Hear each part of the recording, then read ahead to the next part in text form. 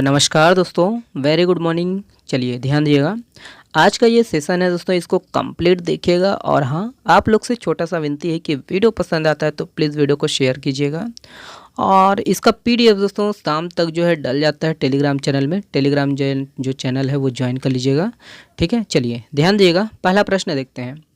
देखिए, कठोरी पर्व कहाँ मनाया जाता है? तो हाल ही में ये चर्चा में रहा है दोस्तों। ऑप्शन है यहाँ पर, और इसका जो सही आंसर है, correct answer option number B है। सूरजपुर जिला में ये मनाया जाता है, ठीक है। ऐड कीजिएगा दोस्तों कि ये जो है, याद रखना, अक्ति पर्व का ही एक रूप है। और आज क्या है दोस्तों? अक्षय तृतीया है, अक्ति। ओके, तो ये है, देखते हैं डिटेल से। तो ध्यान दीजिएगा दोस्तों कि सूरजपुर जिला में दोस्तों अच्छी बारिश होने और फसल की जो है पैदावार होने की कामना के साथ दोस्तों, इसके साथ साथ ही गांव में जो है रोग हो गया और उसकी जो है समस्या के निदान के लिए किसान जो है हर साल यहाँ क्या मनाते हैं? कठोरी पर्व मनाते हैं। और ग्रामीण दोस्तों विधि विधान से जो है पूजा अर्चना करके दोस्तों अच्छी फसल के लिए दोस्तों पूजा स्थल पर ही क्या 5-5 जो है मुट्ठी धान बोकर खेती की जो है शुरुआत करते हैं इसी दिन से। ओके, तो ऐड कीजिएगा ये कठोरी पर्व। ओके, चलिए नेक्स्ट प्रश्न देखते हैं दोस्तों। ये है, देखिए, किसे डायमंड अवार्ड से सम्मानित किया गया है? तो ऑप्शन यहाँ पर है, ध्यान दीजिएगा। और इसका जो सही आंसर है दोस्तों, ऑप्शन नंबर कौन सा है? बी सही है, एनटीपीसी लारा। ध्यान दीजिएगा। और ये है कहाँ पर दोस्तों? रायगढ़ में है। रायगढ़ के किस क्षेत्र में? तो पुसौर। ध्यान दीजिएगा, एनटीपीसी लारा। ओके, तो ये है, डिटेल से देखते हैं। तो ध्यान दीजिएगा दोस्तों कि एनटीपीसी लारा स्टेशन को दोस्तों एपेक्स इंडिया फाउंडेशन द्वारा पर्यावरण संरक्षण के लिए दोस्तों किए गए प्रयासों के लिए डायमंड अवार्ड से सम्मानित किया गया है। क्या? Diamond award. और यह है कि थर्मल पावर स्टेशन द्वारा दोस्तों पर्यावरण संरक्षण श्रेणी में एनटीपीसी लारा को दोस्तों पिछले 3 वर्षों से लगातार ये जो पुरस्कार है प्राप्त हो रहे हैं, है ना। और ये ऐसा पुरस्कार प्राप्त करने वाले दोस्तों लगातार 3 साल एकमात्र स्टेशन है। ओके, ऐड कीजिएगा। ये याद रखिएगा दोस्तों कि ये एनटीपीसी लारा किस ज़िले में है, कहाँ पर है। ओके, चलिए, और ये पुरस्कार का तो रखना ही है याद। चलिए, ये वाला प्रश्न देखिए, कालवा राधा राव किस खेल से जुड़ी हुई है? इंपॉर्टेंट प्रश्न, ये कभी भी पूछ सकते हैं एग्जाम में, ये ध्यान दीजिएगा ऑप्शन को। और करेक्ट आंसर है दोस्तों option number A, basketball. Okay, add कीजिएगा। तो ध्यान दीजिएगा, इसके संबंध में जितने भी पॉइंट बताए जाएंगे याद रखिएगा। तो यह दोस्तों कि छत्तीसगढ़ की जो है महिला बास्केटबॉल खिलाड़ी कालवा राधा राव को दोस्तों राज्य सरकार ने उत्कृष्ट खिलाड़ी अवार्ड से सम्मानित किया गया है। और वे छत्तीसगढ़ की दोस्तों पहली महिला बास्केटबॉल जो है ना, पहली महिला जो है बास्केटबॉल खिलाड़ी भी बनी है। याद रखना है, छत्तीसगढ़ की क्या पहली महिला बास्केटबॉल खिलाड़ी भी बनी है जिन्होंने दोस्तों फीफा WABC लेवल 1 का जो है कोर्स भी किया है। ओके, ऐड कीजिएगा दोस्तों कि वे जो है छत्तीसगढ़ की क्या ऐसी पहली महिला बास्केटबॉल खिलाड़ी भी हैं जिन्होंने इस खेल में दोस्तों NIS बेंगलुरु से डिप्लोमा कोर्स A ग्रेड से पूरा किया है। ओके, ऐड कीजिएगा। और उन्हें बास्केटबॉल फेडरेशन ऑफ इंडिया ने दोस्तों जूनियर भारतीय बास्केटबॉल टीम की जो है चयनकर्ता नियुक्त किया गया है। ओके, तो याद रखना है दोस्तों कि छत्तीसगढ़ की जो है ये महिलाएं, है ना, तो महिलाएं आगे बढ़ रही है। ओके, चलिए, आपको भी क्या है, आगे बढ़ना है। ओके, चलिए, हमारी तरह अगर यूट्यूबर नहीं बनना है दोस्तों, अच्छी नौकरी पाना है तो प्लीज़ अच्छे से पढ़ाई करिए। ओके, तो देखिएगा ये वाला प्रश्न। देखिए, मतदान के समय अंगुलियों पर लगने वाली स्याही को बनाने में किस केमिकल का इस्तेमाल किया जाता है? तो किस केमिकल का इस्तेमाल किया जाता है दोस्तों? ध्यान दीजिएगा, हाल ही में चुनाव है ना छत्तीसगढ़ में कंप्लीट हुआ है। तो इसका जो सही आंसर है दोस्तों ऑप्शन नंबर ए है, silver nitrate chemical. Okay, add कीजिएगा। देखते हैं डिटेल से।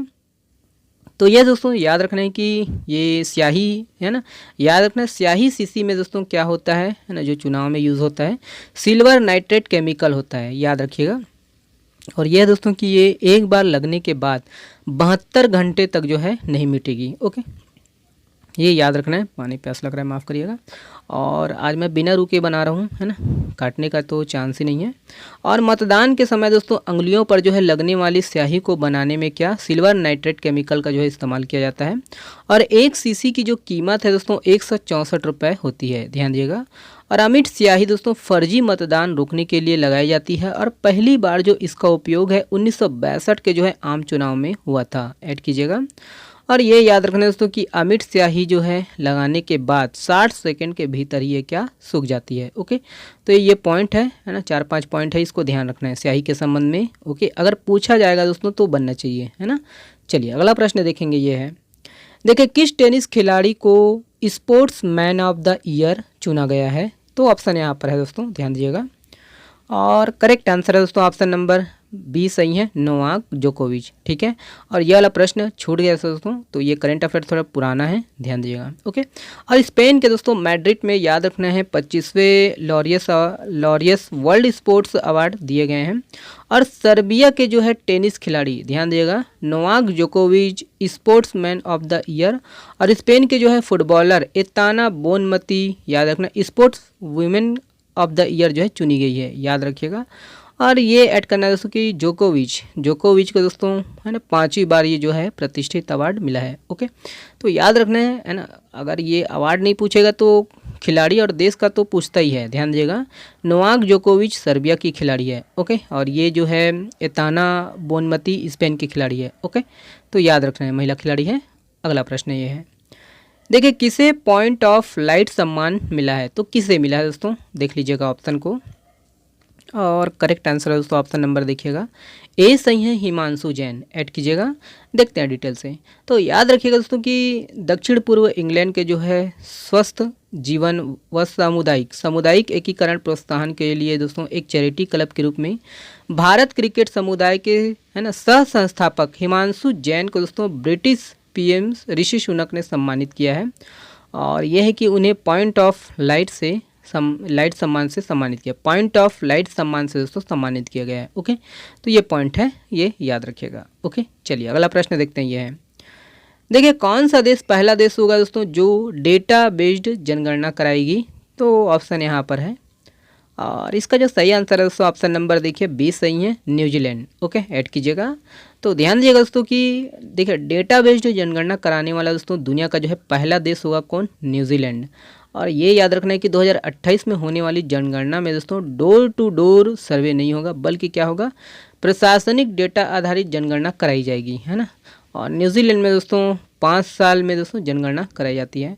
2028 दोस्तों बहुत दूर है ना, तब तक देखेंगे।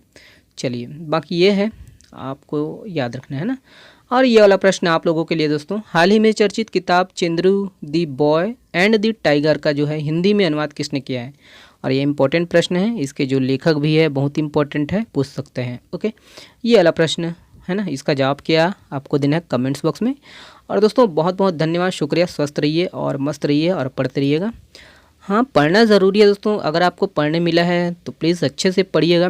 कंपटीशन नाम मात्र कंपटीशन है, हम लोग का तो एज निकल गया है, और आप अच्छे से पढ़ाई करिए, है ना।